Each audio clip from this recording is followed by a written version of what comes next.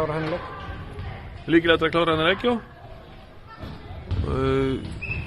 Hvaða skóp sigurinn frekar en eitthvað annað? Spilum virkilega vel í fyrri hálfleik og það enda fyrri hálfleikinu að fara í svæðisvörn á móti okkur þar sem við lítum bolta ganga vel inn út og unnum mikið hæl og áttum auðvelt með að skapa okkur færi. En seinni hálfleikurinn ekki eins góður. Við hefum viljað klára leikinn betur. Gerðu Fjölnismenn bara betur þá í seinni hálfleik eða gáðu þið eitthvað eftir?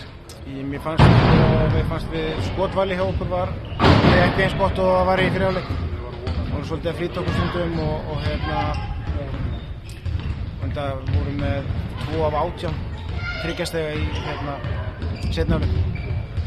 En á móti þá tókum við 12 sóknar frákast sem gaf okkur tækifæri á að bæta upp fyrir slöku skotin en bara heilt yfir fínn sigur en margt sem við getum gert betur í seinni hálfleik. Eru Haukar ná sér á strik eftir Evrópukeppnina? Eru þið eitthvað eftir hjá liðunum eða er pressan á ykkur eða hvernig lítur þetta út fyrir þér? Nei, pressan sé ekkert á okkur frekar en einhverjum öðrum. Þetta eru mikið af góðum liðum í þessari deild. Ná okkur á strik eftir Evrópukeppnina, já, en fyrst og fremst kannski ná okkur á strik bara með fá leikmenn inn aftur. Við vorum án Evu í fjölmörgum leikjum.